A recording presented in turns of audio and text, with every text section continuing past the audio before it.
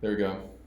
Hey guys, welcome back again to Ken Tamplin Vocal Academy. I'm glad to be with you guys today, and I have something really special for you. It's something I've never really done in this kind of format or live setting at all. So I want to do a shout out first to all my guys out there that are my what do you call them? The subscriber guys, those guys, yeah. Anyway, hey guys, if my team could scroll this down because I've got some notes here and we're kind of working through some technical stuff, but hang in there because I'm gonna not so much take a bunch of questions today, guys. I want to just share from my heart with you kind of my story. So again, for all my subscriber guys out there, thank you for my squad and my team. If you guys want to continue to get live stream, please don't forget to click that bell. That's great. I'm going to wait just a second for some other people to log on. I'm going to do a quick shout outs here. So Asman, thank you. It says, I know you've said that you should start with a clean voice and learning that. Okay, Asman, I'm going to do a whole Q&A on vocal technical things. So I'm going to save that for that. So if you could please save that for that would be great. Tellen, can you explain those screams John Bon Jovi used to do?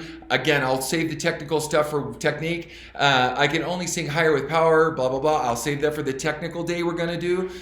This opportunity is giving me more time for songwriting. That's awesome. Dude, killer. Shout outs to Sweden, guys in the US, North Dakota. We got people from all over the world. Now, I'm going to be doing these live streams every Thursday at 9 a.m. Los Angeles time and every Saturday at 9 a.m. Los Angeles time. So my notification squad, you guys seriously rock. Again, don't forget to ring that bell. And I'm gonna continue to do these as often as I feel like I have content that you guys want me to cover. So if you have a subject matter you want me to cover, I'm absolutely down for that. But today I want to share with you what makes me do what I do and why I do what I do. And I want to first start off with, why am I doing this today? And why is this the very first thing that kicks off our series?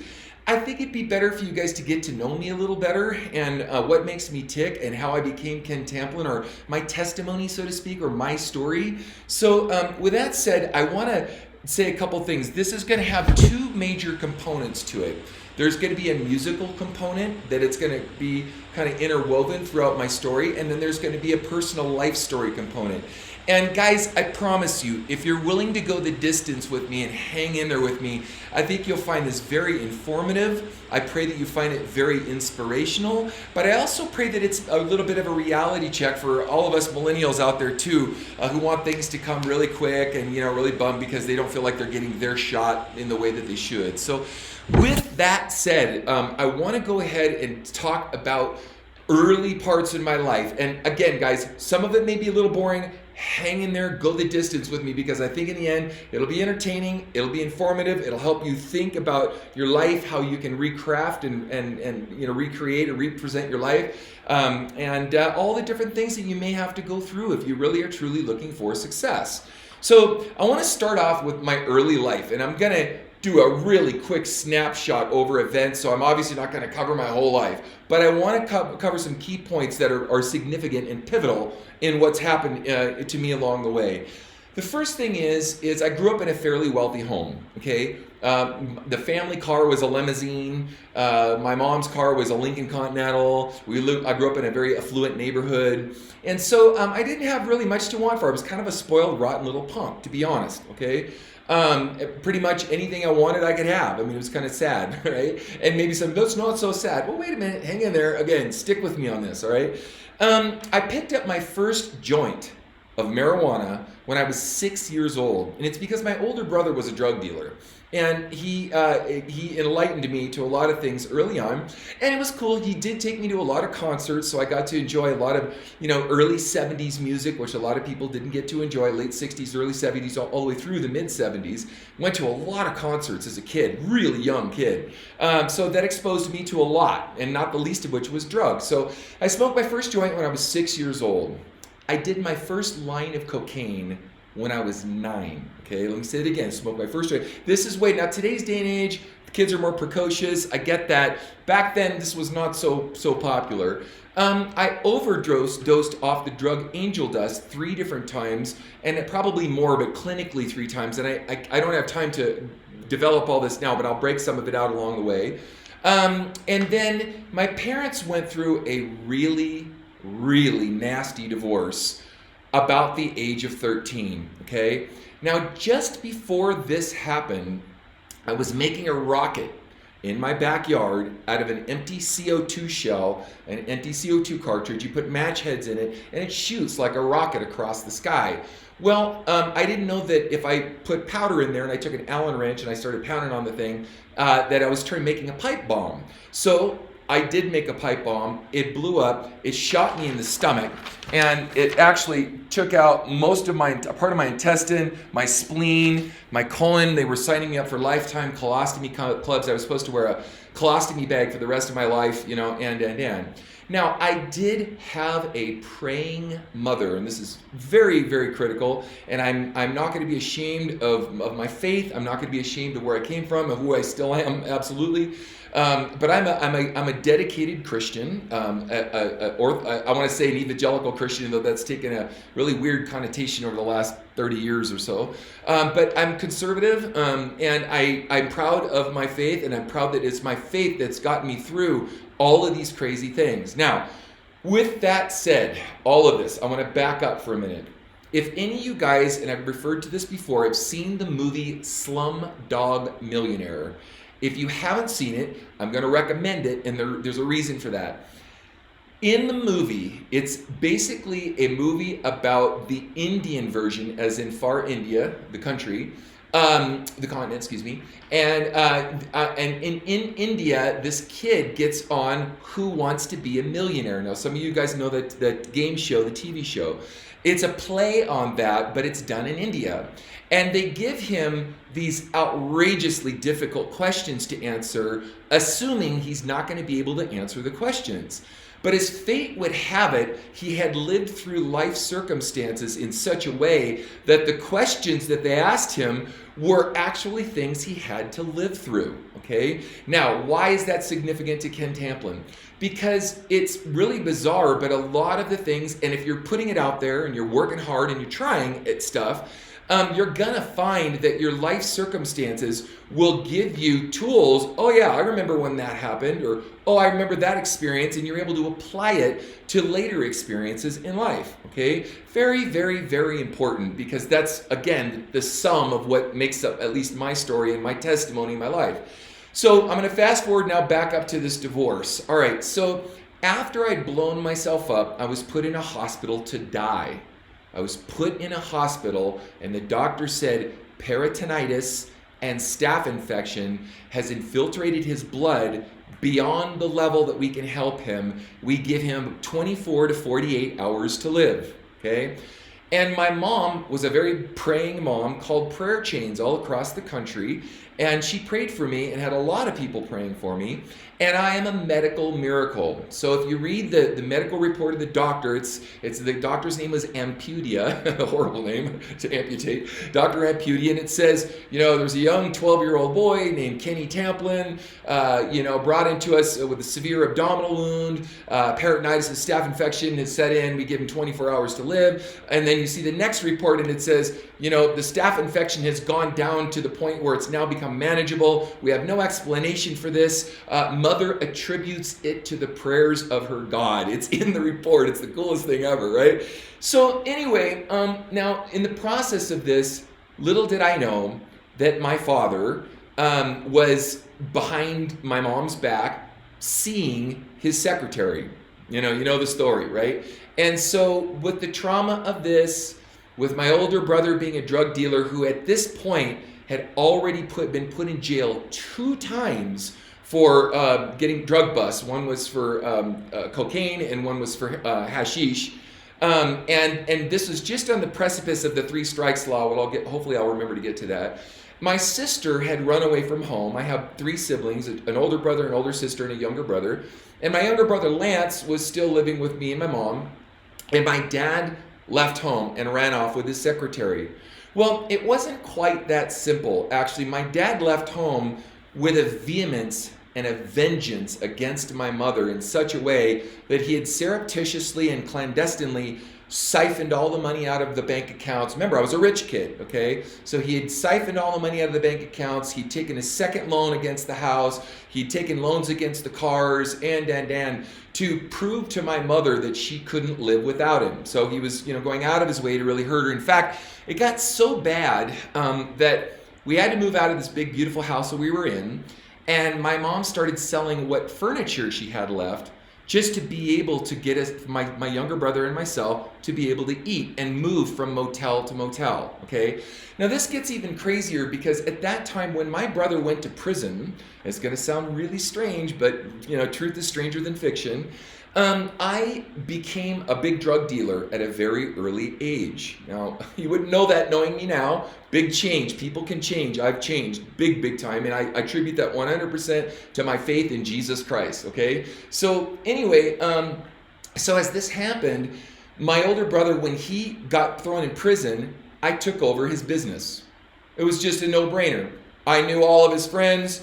I would go to him to get drugs fronted to him. He would take the drugs, cut it all up, front it to a bunch of his friends, they would resell it and so forth. It was a business, and you got your dope for free. So with that, and made money, a lot of money. And so at a very early age, around the age of 12, 13, I kid you not, I was maybe the youngest drug dealer back then ever. But it became very, very complicated because at this point, and after I had OD'd off angel dust, I did my first line of cocaine as I was 9. As I told you, I used to snort cocaine. I used to, of course, smoke it, I meant to say, and snort it. I used to smoke cannabinol is what I was going to say, which is PCP. It's a horrible pig and horse tranquilizers in an isomerization process with polycyclidine, methyl alcohol, and petroleum ether. We used to make this stuff as kids in what was called an isomerizer way back in the day. Anyway, a little side note, like you can't make this stuff up or just come up with these names and things, right? So what happened was I knew that I was going to die if I didn't get out. I just knew it. Now, it was also at this time, I'd started playing guitar when I was about 6 years old. So my brother, not only did he introduce me to drugs, but he introduced me to music. And so I started playing guitar when I was 6.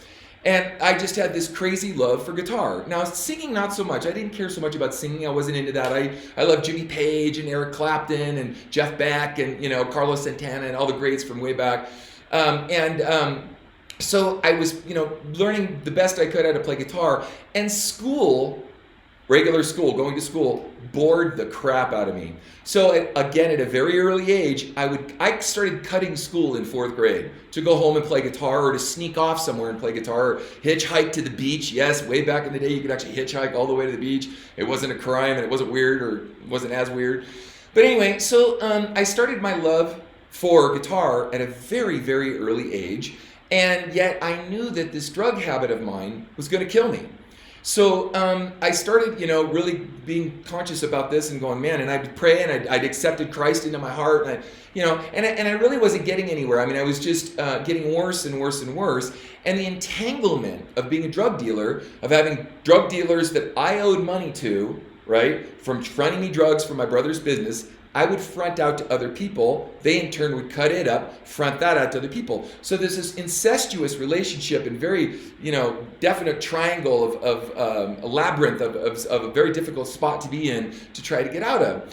Well, as it happens, everything happens for a reason. Everything. And guys, as we're going through this story, I want to encourage you that lives can be crazy, they can be hard, they can sometimes leave you totally destitute, feeling like you want to kill yourself. You could be caught up in drugs or alcoholism, and I'm going to get to that part of my story later. And you can find yourself helpless.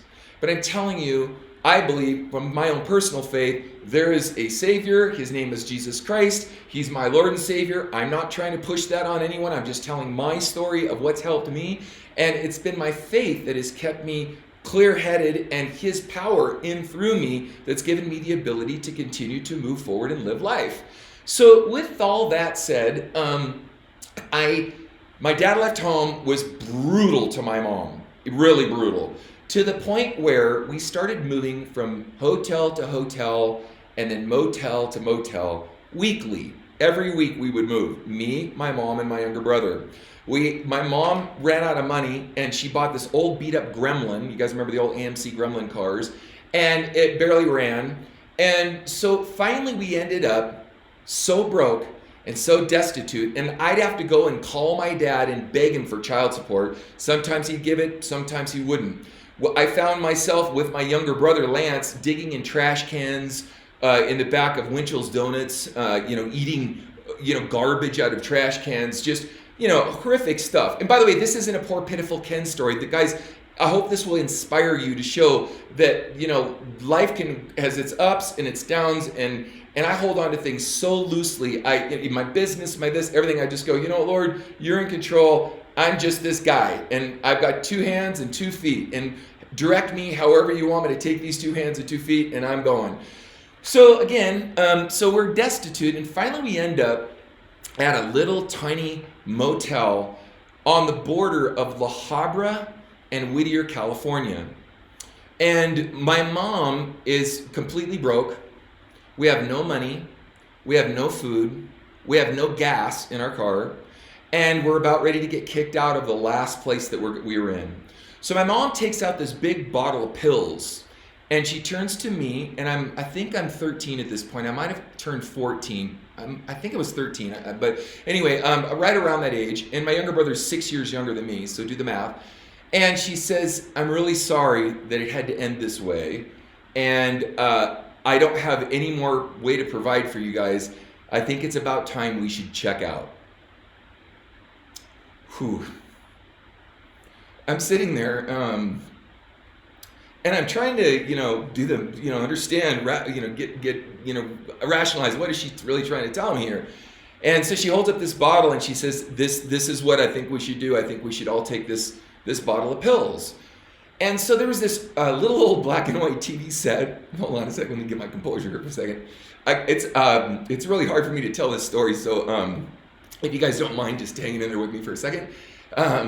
It's the reason I don't tell it, because it's hard for me to get past this spot here.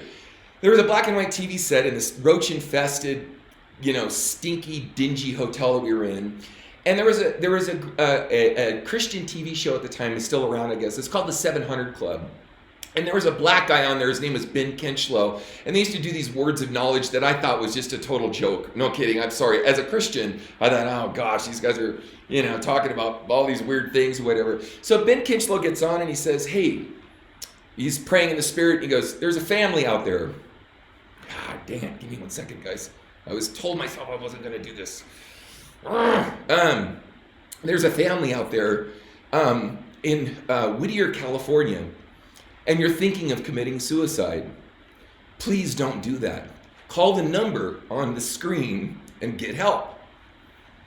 Well, the interesting thing about this motel, was it straddled 2 different cities. There was a complex that was on the Whittier side, and there was a complex on the La Habra side. And ironically, we were on the Whittier side, and he says, I'm telling you, you're in a place called Whittier, California. Call the number on the screen right now. And I'm like, I reached into my pocket. I can't remember if it was a nickel or 10 cents. I think it was a nickel. It might have been 10 cents.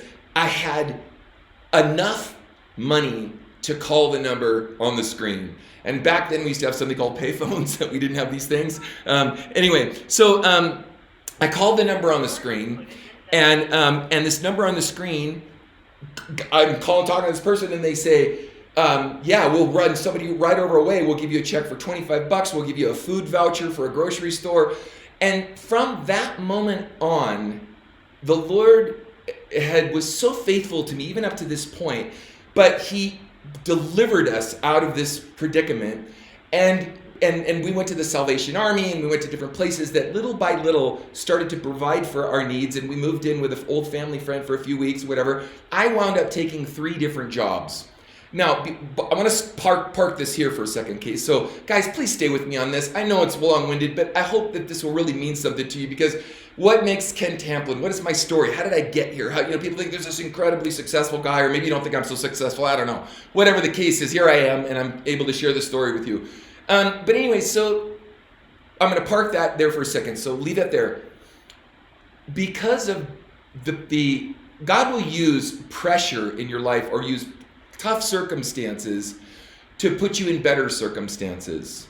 And it just so happens that because I moved from hotel to hotel, motel to motel, I was able to shake off all of the contacts and all of the tentacles, far-reaching tentacles of the people that I owed drug money to, people that owed me drug money and so forth and so on, where they couldn't find me. Now let me tell you how bad this got at one point, okay? It got so bad that at one small apartment that we lived in on the ground floor, one of the drug dealers that I owed money to, I couldn't pay, chased me on his motorcycle to my house, to my apartment. I ran in, slammed the door. He bashed the door in with the motorcycle, started chasing me around my living room. He was going to kill me. That's what he said. I owed him $2,000, and back then it was a lot of money. He was going to kill me because I couldn't pay him. And I ran out the back door over the top of this fence. There was these two gnarly looking dogs. I'm scared to death. I'm going to fall into this, pit bull pit, and these dogs are going to tear me to shreds. Was able to waddle my way across the fence and run out back through another street. Well, so this was the kind of life that I was living. And by the way, still playing guitar, still wanting to play guitar all along. Now, my dad was such a prick, and I'm going to say it for what it is, that he bet my mom, because I would cut school and I'd go home and play guitar, right? I just love the guitar. I mean, without music at that point, I don't know what I would have done. And he bet my mom that I wouldn't finish junior high school. So I must have just been right around age 14 at this point. And so my mom says, well, he's a smart kid. I think he's going to finish. I know he's got his issues. He's working through those. But, she'll take the bet. So he bet me, and he said, what's your favorite guitar? And I said, a Gibson Les Paul. That's what I want. If I graduate, I want you to buy me a Gibson Les Paul. So anyway, I did graduate junior high school. In fact, later in life, I went on through high school, and then I went on to college, UCLA, and so I have some schooling behind me. The schooling part was always easy. It was the sitting there having to wait for everyone else that always it was a hard time to sit through. But anyway, so it was interesting because my dad was such a prick that when I did graduate, he went down to the swap meet and he bought me a crappy little $50 copy of a Les Paul that was so hard to play. It was like playing a cable car, a cable on the fretboard, right? I was so embarrassed, I cut out a logo of Gibson and I stuck it on the headstock, making people that I was thinking I was playing a Gibson, right? Whatever. But it actually made me better because the sucker was so hard to play. I got incredible hand strength out of it, and I really got, learned. And I went on later to guitar schools, and I took a bunch of personal guitar lessons, etc. So I'm parking that there to talk about, this dad of mine who later, and he did something really obnoxious for my 17th birthday, going to my 18th birthday, but I'll get to that in a minute. And again, it's not a woe is me thing. It's Slumdog Millionaire, how all these experiences make you who you are, right? So now, my mom, myself, I've taken on these jobs. I'm now selling insulation, or not insulation, I'm selling carpet, excuse me, I did insulation later. I'm selling these stupid tickets for American Council of Athletics. I'm working in an ROP program, working on auto body and doing all this stuff to finish my schooling. It was just enough money to get us out, to get us into our own apartment and start a life again. And little by little, so at this point, I was still struggling with drugs. Now, I had sworn to God that if God would heal me in the hospital at the age of 12, and I was in the hospital for 3 months, I was expected, again, they're signing me up for lifetime colostomy clubs. It's quite an ordeal. I swore to God I'd never take another drug again. Well, never swear to God anything because it's probably the very thing you're going to run back and do. In fact, that is what happened to me. That's what I did. And at one point, my mom says, hey, look, I haven't been to church in a long time. Would you please go to church with me? And I said, no way. I'm not. I am just not going. I love God, but I'm playing music. I'm doing my own thing, whatever. And she said, please, I don't have anyone to go with. And I go, whatever. Okay, where do you want to go? She says, I want to go to the old church we used to go to, Melodyland. And I said, Melodyland? You mean the place across from Disneyland in Anaheim, California? You mean the one where you sent me to a drug rehab when I was a kid, and I snuck off the mountain and I got the pastor's son loaded? We've got some beer. He narked on me. They made me example and sent me off the mountain, and I got in huge trouble for that. You want me to go back to that same church? No way, Jose, because I swore I would never go back to this church, right? She said, yeah, that's the church. And she started crying, and I said, tell you what, I'll make you a deal. I'll go with you if we can sit in the last row. And if I want to leave at any time, I'm leaving. She says, deal. So we go to Melodyland. It's in the Round. It's a big church, like 3,500 people. And we sit on a side where, you know, the main congregation and the choir and stuff is kind of facing kind of this much of the pie of the arena. And I'm in the back in the dark in the shadows with my mom. Pastor Ralph Wilkerson gets out and says, as the worship's going on, he stops the choir and he says, choir, stop. There's a young man out there. He's 14 years old. He is been heavily involved in drugs, drug dealing, and he's overdosed several times. Son, I want to tell you right now, if you don't come forward and accept Jesus Christ in your life and in your heart, let God take control, you're probably going to die. And I looked at my mom and I was so pissed off. I knew she'd called him during the week. I knew she set me up. I knew she was trying to get me, you know, like the hotline camp and the drug rehabilitation camp she'd sent me to before. And I was just livid, furious. Until Ralph Wilkerson said, and you owe a drug dealer some money. The number $2,000 comes to mind. And I'm thinking to myself, I didn't tell Mom about that one. And he starts telling me some things that only I knew about. There's no way Mom could have known this stuff. And out of nowhere he says, well, I guess he's not coming forward. Choir sing. And out of nowhere, like a dog not wanting to go to its, you know, its enemy, I was shoved out of the aisle seat, and I'm going down the aisle going, whoop, whoop, whoop, whoop, whoop, whoop, whoop, whoop. Like, no, I don't want to do this. Like, what's going on here? Like, literally push down the aisle. And all of a sudden, I'm standing at the pulpit, and he's looking off over here, and I'm going, it's me. And he's looking over, and he goes, that's the young man I saw. That's the young man I saw in my vision. He grabs me, he pulls me up on the platform, and he says, church, pray. So the church prays, and I've never been slain in the Spirit before. I've never been slain in the Spirit since. So the Benny Hinn weird stuff where all these people are falling all over the place, make fun of it all you want. I'm telling you, my experience was real. He touched me on the forehead. I fell back, and it was like someone took this warm, brushing, heavy wind that went over my body, and I was paralyzed. I couldn't move. I'm 14 years old. I don't know what's going on. I'm not, no one's going to push me around, but I can't move. And little by little, this tingling sensation started to come out, and I stood up, and from that day on, I could not do another drug.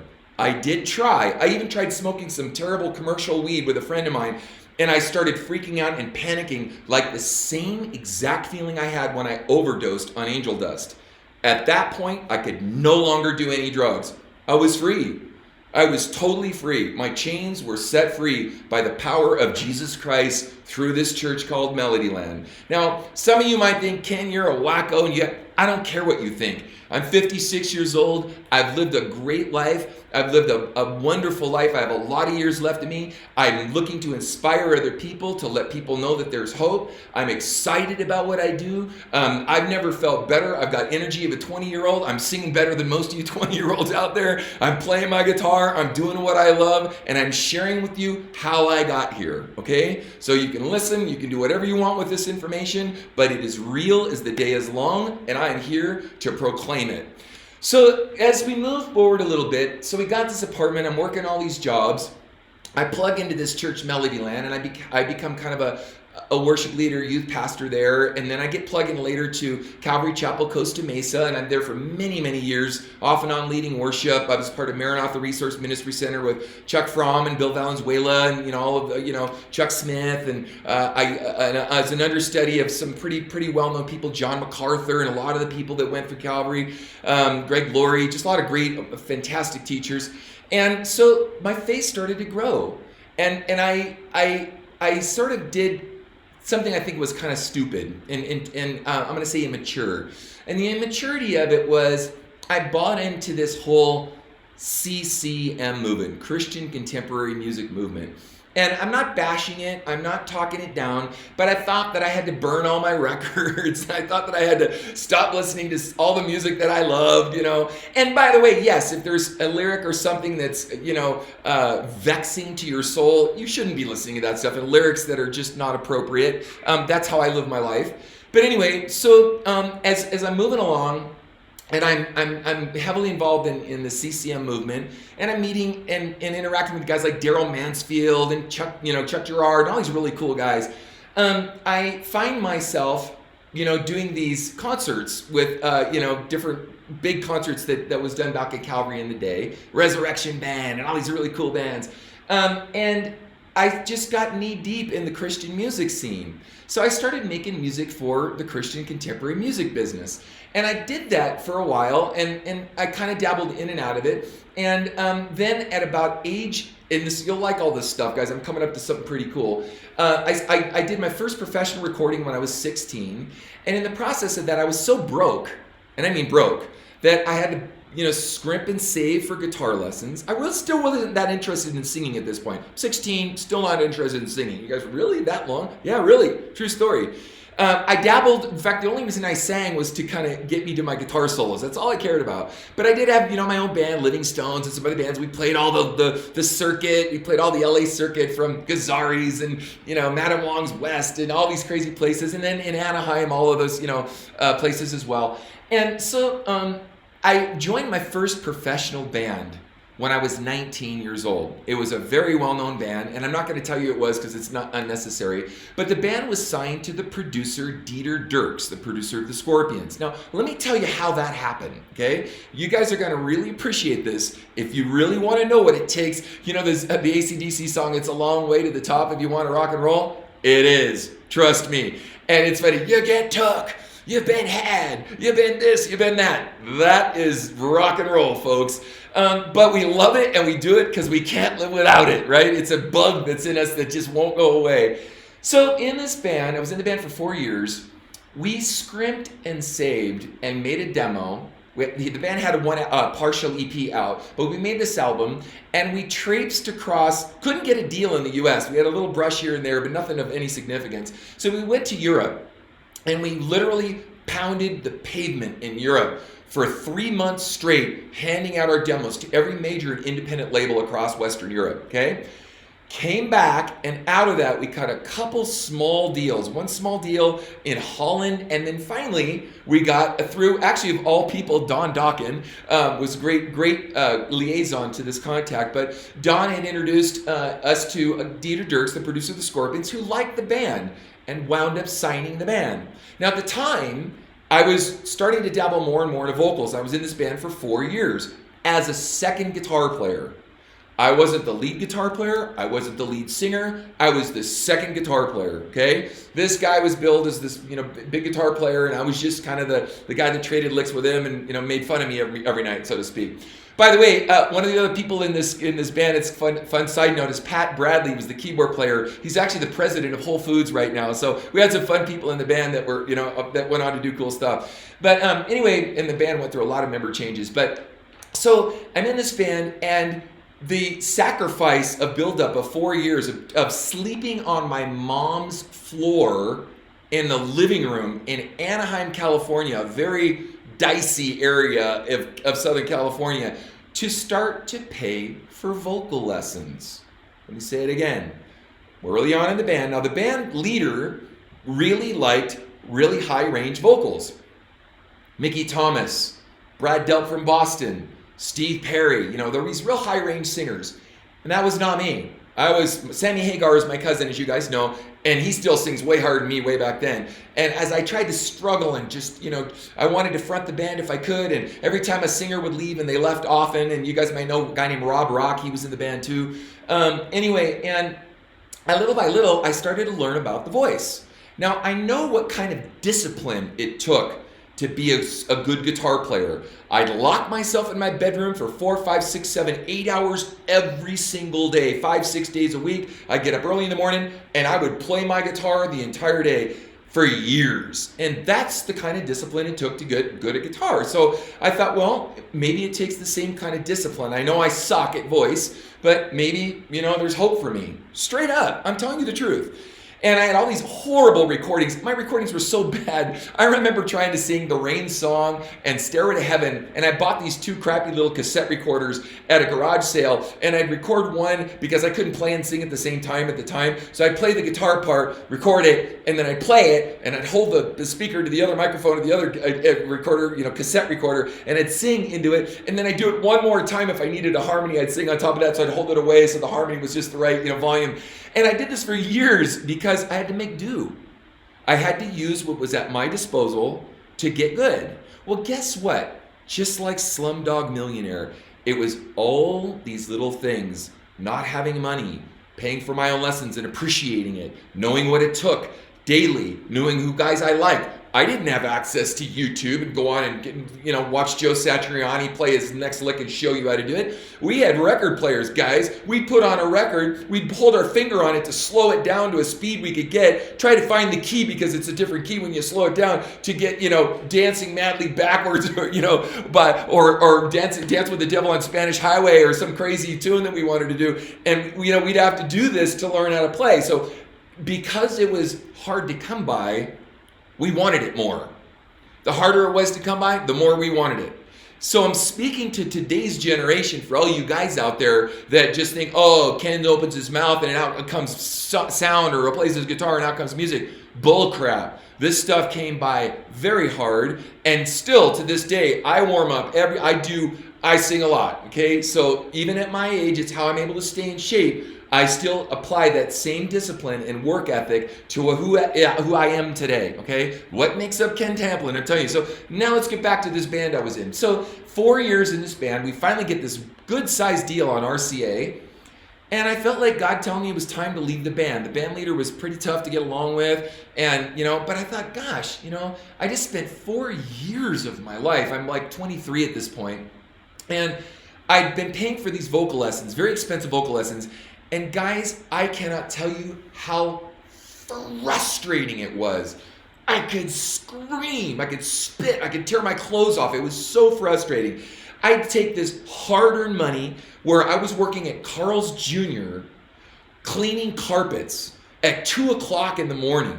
Think about that. And taking that money, and my wife and I were living on my mom's living room floor in Anaheim, California, where she had to carry a pipe, would walk around with a pipe from going in from the car into the house just to make sure she made it inside okay. All right? You guys know what I'm talking about? Those are the areas, right? And so, but we would spend this money on these very expensive vocal coaches, many, many different vocal coaches.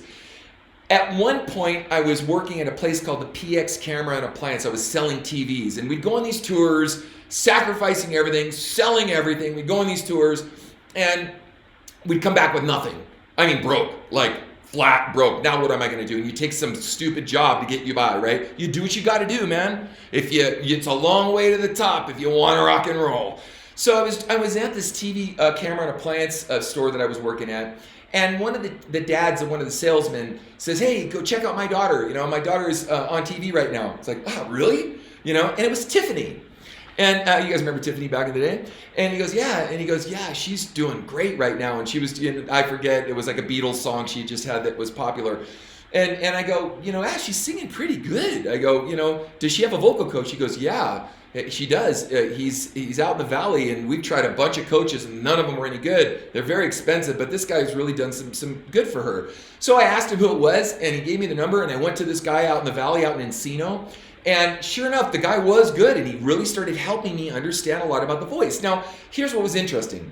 at the time, and I'd love to mention names, but just trust me, the biggest names in the business at the time, okay? All the big guys. I'm not looking to pick fights with anybody right now, but what was interesting is this guy would say one thing, and then this guy would say something completely opposite, and this guy would say something in between, and I was getting all this conflicting information, and I would be trying this night after night. We'd be having all these rehearsals during the week and these gigs on the weekend, and I'd be trying to assimilate this stuff and get this stuff to work for me, and it just never worked. When I finally landed with this one vocal coach, the early bel canto operatic style of singing, it started to click. It was amazing. It was a revelation. And all of a sudden, I started applying these old bel canto techniques to this. And again, I went to school for singing. I could talk to you all about all the different crazy things that I did. And little by little, and over, of course, I actually took on and off from this guy for almost 10 years, and many other very well-known vocal coaches. I started taking what he had to say, and then some things that worked from this other coach over here, and something that worked from this other coach over here, and tried some things this other coach said, couldn't demonstrate it. None of these coaches could actually demonstrate it. It was the most frustrating thing. They couldn't show me. They would tell me about it. Like I told you guys a million times, would you go to a guitar teacher that couldn't actually play, but they're going to tell you how to do it? Well, that was the nature of the beast of all these different vocal coaches. And even if they could sing, it certainly wasn't in the style I wanted to sound like. But I started applying, and little by little, I started accumulating all these different things. And then I started helping other members of bands and whatnot, to help them with their singing. This is over a course of a lot. And applying all these different things and still taking lessons. In fact, my wife and I were laughing over the course of some 25, 30 years or whatever. I probably spent around $1 million on my voice. I'm not kidding. No joke.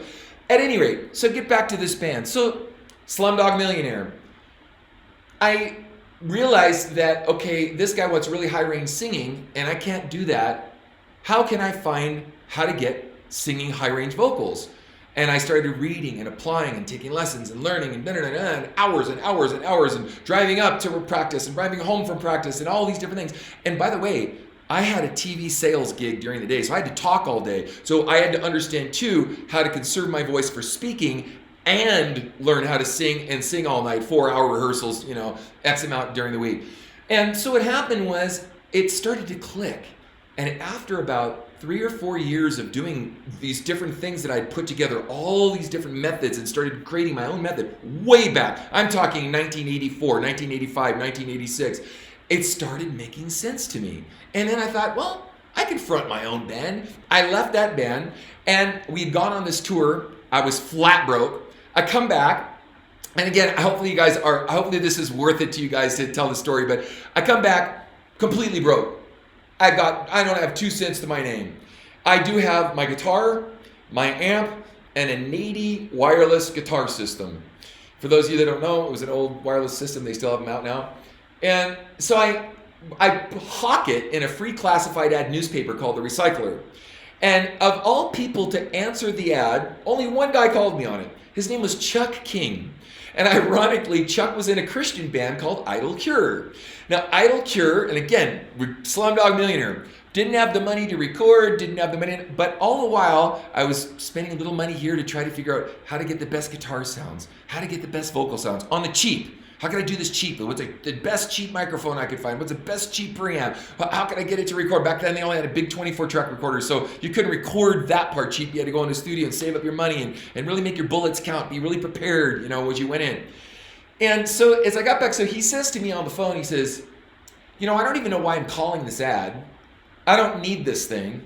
And, I'll buy it from you. And if you ever want to buy it back, you can buy it for the same thing I bought it for. I'm just going to have it because it looks like a good deal. So he buys it. We become friends. Next thing you know, we form a band called Shout. And so for my Christian friends out there that know the band, I was in a pretty well-known Christian band like Striper back in the day. I was in this band called Shout. And we signed a deal with a company called Frontline Records. Well, let me tell you, folks, just because people call themselves Christians does not mean they act like Christians or that they really are Christians. Now, I'm not going to contest whether certain individuals within the company were Christians or not, but they did some very un-Christian things. They signed a horrific 6-point deal, took all of our money, made us record in their studios. Any money we would have made, they took. We were making our own videos, touring our brains out, using the live money for the touring to pay for our own demos, to go out and get more, make more videos for MTV, by the way. We did land some MTV videos, etc. Garnering record contracts in Japan and Europe and stuff, trying to give it to the label to have them sign us, only for them to make the deal so difficult the labels wouldn't want to sign us, but then they'd turn around and use my contacts and guys like Mark Farner from Grand Funk on the label, who was a Christian at the time too, put out his music before ours on the very backs of the record companies that we earned and got on our own and brought to them. And I mean, this list goes on. You've been took, you've been had, you've been, there's a long way to the top if you want to rock and roll, right? And you're saying, well, Ken, this is kind of depressing. I mean, where's the happiness come in? Well, first of all, I'm happy, and I've gotten to do what I've loved all my life, which I really, and I'm living a great life, and I'm going to get to that point. God is faithful. God is faithful.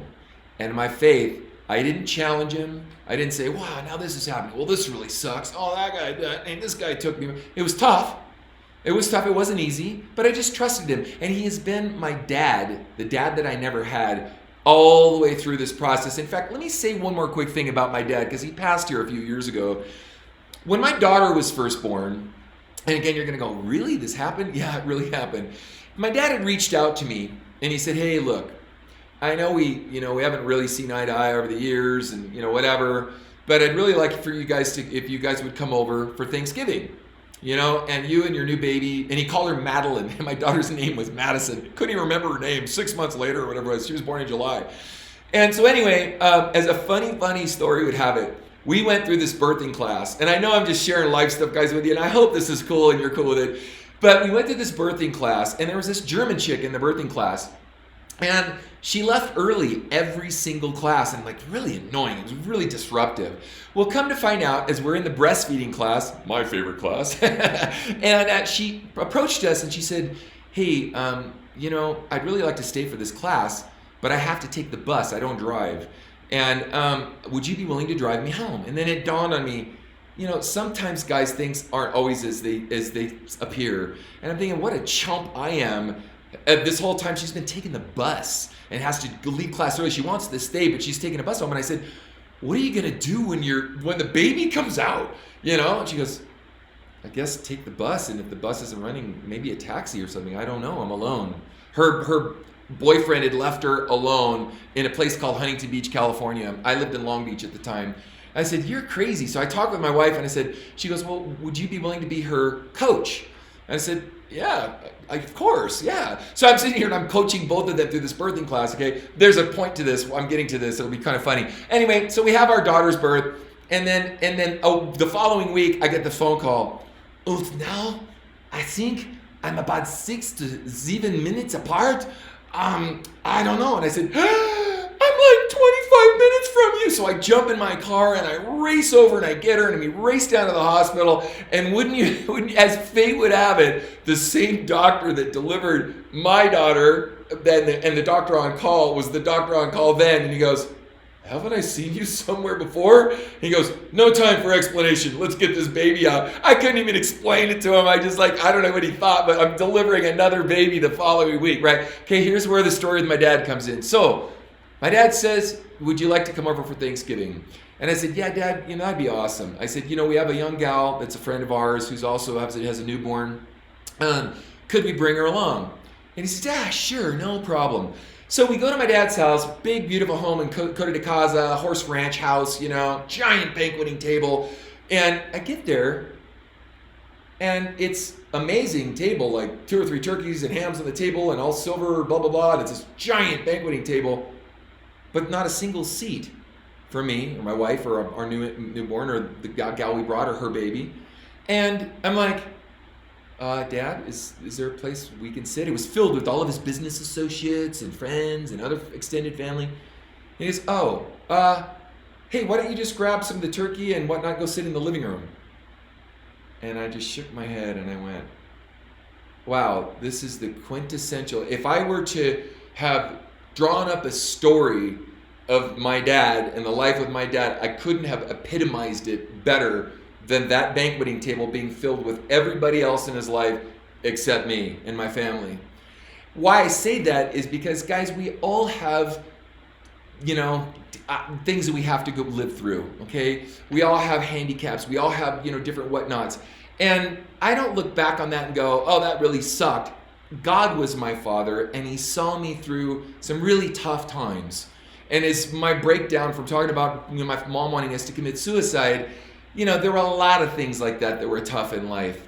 But life is good. Life is full. Life is rich. Life is powerful. We can affect change. Only we can tell our story, like I'm telling you my story today.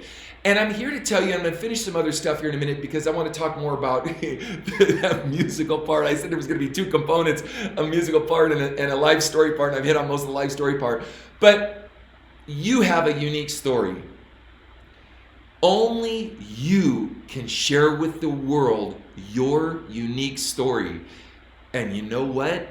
Your story needs to be told. You need to get off your butt.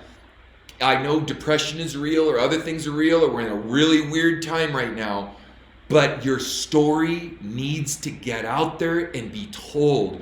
And you need to do it every chance you get. And you need to look at every day as precious. And you need to be thankful for every minute of this life that you get, because we are not promised tomorrow. And we're living in a time where how real is that, right? And that's not a scare thing, it's an informational thing. So as I'm moving on, that Frontline Records steals our money. There's another label, Chameleon Records. They were good. The owner of the label was good to me, and I had a good manager named Mike Slarv, who went on to have the largest independent rock busing company in the world, Four Seasons Leasing. Was a great manager, and I had some great people, coming alongside of me. I started to go, well, okay, wow. I'm getting older. I've had some successes. I had, I had up to this date, I have 40 records out, 40. And I'll get to the music and film and TV thing in a minute. And I've played a lot of venues, big and small, a lot of great, giant festivals and small concerts and whatnot. But reality set in, and I've got a child, and I'm looking to have another child, and I gotta start, making some sense out of this. So I started to dabble in doing music for film and television. Now let me tell you about how difficult that was. Now I was thinking to myself, well, look, the good news is that all the gatekeepers, and there were so many gatekeepers. It sounds like, oh, Ken, you just landed getting these record deals. No, remember that story of 4 years of hard work of going to Europe and penning out all the packages? Well, that was true everywhere. US, Europe, whatever. And every time I tried to get a record deal, it was that arduous. It was incredibly difficult. But anyway, so as I was looking at my life, I'm saying, well, I really need to kind of take life a little more seriously from a fiscal responsibility. And so I started doing music for film and TV. Now, what I did was, how do I break into this? Well, I got a Billboard International Buyer's Guide. And I put my resume and asked if I could go ahead and put some, my music, send in my music. They had a list of every major and independent publisher in the world, of all the major labels and all the major movie soundtrack companies. And I wound up faxing thousands, and I mean it took like over a week of all day, 6, 7, 8 hours a day, faxing all these different companies. I did this gruelingly multiple times, and out of it, I only got one contact. Can you believe that? One contact. The company was called Transition Music, and I ran into a guy that said, hey, come on in. I came down. Once again, everyone's not the best. They're not the most honest, I gave him my music. We started to play some stuff in some film and TV and started to get some small placements. But it helped me run into a guy named Mark Berger, who at the time was the head of music for Morgan Creek Films. And from Mark, I got to do the theme song for Ace Ventura. I got to do the theme song for a lot of other TV shows. I don't want to bore you with a bunch of them, but A Wild America and like all kinds of stuff. And that gave me this little tiny foot in the door. To start working and showing myself faithful and being responsible and giving people timely stuff and I did all these crazy things, like I bought promo packs with a boot that I'd buy at a secondhand store, and I put my CD in it and I'd mail it to somebody, and inside it said, now that I've got my foot in the door. Or I bought bustiers of really fancy pretty makeup bustiers with the hair and stuff, and I put it in a box and put my CD in the top and said, tell people I'm head and shoulders above the rest, and I'd send it to them. I did all these crazy. I went down to the grocery store and I bought Nestle's Quick and Minute Nails and instant oatmeal and all these things because this one guy told me he didn't have time to listen to my stuff. So I sent it to him and said, hey, by using these products, maybe it would buy you a few extra minutes out of your day where you can listen to me. And he laughed, and I got I got this interaction, and little by little I started working it and getting my name out there and doing stuff for film and TV. So as fate would have it, and get a load of this, as fate would have it, all of a sudden, all of the morons I was trying to get rid of and get away from in the record business, they started losing all their jobs because the industry started to tank, and they all migrated over to film and TV. And I'm like, oh my gosh, you've got to be kidding me. In the wake of that, not only that, but the economy started to slow down considerably. And a lot of these reality shows were taking over, and they weren't looking for fancy composers. They were looking for music they could get off mp3.com or and all these different social media sites and whatnot for free. And that excluded a lot of composers like myself. So as time started to go on, I thought, well, gosh, okay, that worked for about a decade. Now what do I do? Reinventing yourself, reinventing the wheel, thinking about it. And I'm still doing my records. I'm still doing my vocals. I'm still learning about voice. I'm just a Philomathian. I love to learn. Playing my butt off on guitar, making other records, still putting them out, doing small tours here and there as I could. I decided, well, I'm going to make a corporate cover band. I'm going to call it Ballroom Blitz. By the way, you can go on YouTube and go Ballroom Blitz cover band, and you can see the band I put together. It was a killer band, had killer players, Grammy Award winning guys and all kinds of crazy stuff. And I landed all of these amazing corporate cover events. I landed a Budweiser event. I landed a Harley Davidson event. I landed a Siemens Medical event. I landed an Apple Computer event. I landed all of these events, and we're going to pay big bucks to the band. And then 2008 happened, the crash. And guess what? Every single company, every last one of them, canceled because it was tragically unhip to have these elaborate parties for all of these employees. And so instead they were all going to McDonald's and taking pictures and stuff showing how they didn't spend that money. But that empire that I had built, again, came crashing down. You'd probably be thinking right now, Ken, you're crazy. Why don't you just give up? Because life is good. Life is big. Life is juicy. Just chew on it and just go for it and just make things happen. I still have these two hands. I still have these 2 feet. I have a story to tell. I can share it. Most people would say, wow, Ken, how old were you in 2008? Well, I'm 56 now. You do the math, okay? So I thought to myself, okay, God, crazy times again, Do I go work at In-N-Out Burger, become a census taker? I mean, what's going on here? I've worked all my life for all this knowledge of voice. I had a lot of knowledge of voice, had spent tons of money on my singing and playing and music. All the while, I had to record all my stuff on my own, so I had to learn audio engineering. Now, I did get the benefit in the process of all of this to work with some absolutely amazing talent. From a guitar player standpoint, I've worked with Doug Aldridge from Dio and Whitesnake, Richie Kotzen, Jeff Watson from Night Ranger, Key Marcello from Europe, Marty Friedman, Matthias Eklund, Free Kitchen. I mean, I could go down this giant list of guitar players and other musicians I've worked with. From a producer's standpoint, in the process of doing all these different projects, I've got to work with Eddie Kramer, who did Led Zeppelin, Andy Johns, who did Led Zeppelin. I got to work with Dieter Dierks, the producer of the Scorpions. In fact, Dieter invited me back out to sing for one of his bands. And wait a minute, I want to backtrack one thing real quick. You'd say to yourself, well, Ken, why aren't you in some big fancy band somewhere? Why didn't you, do that whole crazy 80s metal thing? I'm going to tell you why. Because the Lord has had such a conviction in my heart about what comes out of my mouth is the abundance of my heart. So whatever comes out of my mouth, so shall the abundance of my heart, so shall my mouth speak, right? I couldn't sing those lyrics. I just couldn't, guys. I couldn't sing the lyrics. I couldn't live that lifestyle, the drug lifestyle, everything took me so hard to get out of. I couldn't live it. I knew what would happen to me if I went back into that.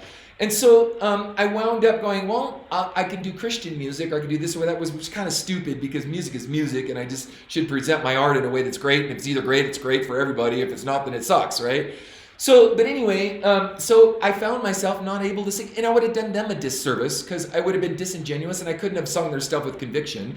And for those major bands, you know who you are, who've asked me to sing, you know, that's the reason. I'm not judging anybody for what you guys are doing. It just wasn't me. It wasn't the path. That was not my path. Okay, this is my path. I teach singing. Anyway, and so in fact, I never thought I'd be. I was the most impatient guy ever. Other guys that were in bands with me know I'd give them a cassette and say, show up at the first rehearsal and know your shiz. And if you don't, you're fired. Period. That's it. Show up knowing the stuff. First rehearsal. Second rehearsal, we work out the bugs. Third rehearsal, we work out vocal harmonies. Fourth rehearsal, we stand in front of mirrors and we start doing our show. That's how my rehearsals were run, and always have been. And that's also true for the studio as well. Making sure that my players and everything were just boom, spot on, top notch, top level stuff. So that's how I've conducted. I held myself to that standard. So to a certain degree, I held other people to that standard. So let's get going here. So as Slumdog Millionaire would have it, because I got to work with Eddie Kramer, like I said, I worked with Pink Floyd of the Wall. What's his name? I wrote this down. Bob Ezrin. Did Pink Floyd. I got to write songs with Gene Simmons and Kiss, songs on Kiss Records and Gene Simmons' The Vault. And again, I could go on and on and on about this stuff. But by the way, as you know, Sammy Hagar is my cousin. Did Sammy Hagar ever help me? No, and that's okay. It's better that way. Nope, never got help from him. In fact, he at one point said that he thought I was trying to save him with my music. But I've only had one real conversation with him at a Van Halen concert backstage, and it was over wine and chocolate. Talking about wine and chocolate had nothing to do with anything. So anyway, but here I am, all of a sudden, 2008, the crash. And all this stuff that I built up and this band I put together, top-notch band, I'm like, what do I do? What's next? I prayed. I thought, I have this really expensive digital camera that I bought to record the video for Ballroom Blitz cover band. I stuck it in front of my face in my living room, and I sang some crazy blues lick and invited people to join my vocal academy. I put it up on YouTube, and it goes viral. And the next thing I know, I'm getting played on Jimmy Fallon, I'm getting Tosh.0, I'm getting these different shows. And I'm like, wow, I have an incredible knowledge of the voice. I never thought of myself as a teacher. But I've taught a lot of band members over the years, and I've accrued a ridiculous amount of very expensive, very hard to come by information and experience, and applying it night after night after night after night on the road. I'm just going to offer that to other people. Maybe they might be interested. I can't imagine, because it was hard to come by and it takes a lot of work. It's not something you just, I'm going to make you a great singer in 2 weeks. In 3 weeks, you're going to sing great. That is bullshit. And I'm telling you straight up, if anybody else tells you, speaking of bullshit, during the time that my video went viral, a very well-known vocal coach on the internet who claims to be the most popular vocal coach on the internet, you know who I'm talking about, he runs a lot of ads, stole my video. I guess he's a computer programmer or something, but he took my remember that video? He took it and redirected it, called ghosting, to his own site, and impersonated me and tried to make it look like he was me early on with his website. And I had to hire an attorney to threaten to sue the service provider that he had at that time. And this guy has done some very unscrupulous, surreptitious things over the years, and we've lived through it. And I know other vocal coaches have come and gone. So it hasn't been all a bed of roses. It hasn't all been easy, but I've just tried to be honest and legit in everything I do. I've just tried to give honest information, be straightforward. But there's one thing I have, and you know what that is, guys? Slumdog Millionaire. The proof is in the singing. And that proof didn't come easy. The proof came with a price tag, a big price tag. And I'm here at age 56. I've never sung better. And you know why? Because the disciplines of all those years of hanging in there. And let me tell you something that's really awesome. And I'm gonna close here coming up right now. Not close permanently, because I'll try to take some questions. But I'm gonna say this. There has never been a better time. As crazy as the world seems like right now, there's never been a time to get your story out. Come on, guys. You have a captive audience right now with COVID-19 and everything that's going on. I cannot tell you how many gatekeepers I had to go through. How many people told me no. I'm going to tell you another really funny story. I'm going to back up a little bit. Hopefully you'll appreciate this. Back when I was submitting my music to record companies, I got the proverbial, we don't hear the hit. I even got one guy, his name was Aaron. I should say his last name, but I don't want to get sued. From A&M Records. Aaron and I were friends, I thought. He was head of A&R at the time for A&M. And Aaron told me, sends me back this letter. I would invite him to shows, come down, see the band, and I'd invite all the A&R people in hopes that someone would like my stuff and give me a record deal. Guys, you don't need a record deal anymore. You can totally do it on your own. Social media is so awesome. There's so many cool ways you can get your story out, your music out. It's how I'm doing it.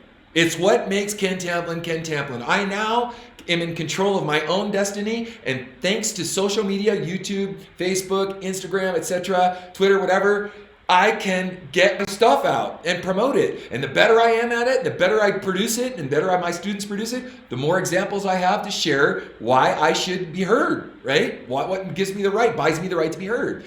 So this guy sends me this form letter back, and the form letter says, after careful consideration, we don't feel that your music is suitable for our label at this time. And I'm like, it's a form letter. I look at the cassette, and you can tell by the whines, for those of you that know what I'm talking about, in the cassette, in the tape itself, he hasn't even listened to it. I'm getting this letter back. I'm working so hard trying to get all these people's attention. They're not even listening. And so finally, I got so pissed off, I drove down to a record store and I bought the Beatles' The White Album. Straight up. Bought the Beatles' The White Album. I put it on cassette and I sent it to all the major labels. And every single one of them sent me back a thing, said, after careful consideration, we've deemed that your music is not suitable for our label at this time. I sent them the Beatles. They didn't even listen to it. This story was actually published in a very, very well-known music publication at the time. And I exposed all of those guys. And to this day, they claim that I'm the guy responsible, that when they log in a piece of music, I'm the guy that's the reason that they have to say who listened to it, what they thought of, write down a number, the date and time when they did it. So folks, we could go through a lot of things and a lot of hard knocks and this and that. But as I'm going to reiterate this and I'm going to wind this down with this, there's never been a better time for you guys to do live streams so you can get to know each other like you and me right now, for you to get your music out there, for you to stay home to practice, to utilize this time. It's precious. Don't let it go to waste. Utilize it. Use it. Get off your butts. Do something, because you have a story to tell and the world needs to hear your story. All right, gang. Thank you for listening. God bless all you guys. Stay tuned at noon. I've got another really cool video coming out. I'm going to release today. I want you to check it out because it's awesome. So stick around at 12 noon. I got another release that I'm putting out. And I'm going to be seeing you guys this coming Saturday at 9 a.m. called You Can Learn to Sing. And I'm going to answer some of your technical questions. And we're going to go through the process of what I did, how I taught myself how to sing, and all the elements that went into my singing and what made me Ken Tamplin. So I want to do a shout out again to my notification squad. You guys seriously rock. Sweden, US, North Dakota, Vienna, all you guys, thank you. Paris, Texas, Manchester, England, Tracy, who does my forums, or my Facebook, thank you Tracy, from Jackson, UK, Cornwall, Southwest England, I should say, Italy, Brazil, South Africa. I will see you guys on Saturday at 9 a.m. And until next time, God bless you. Peace out.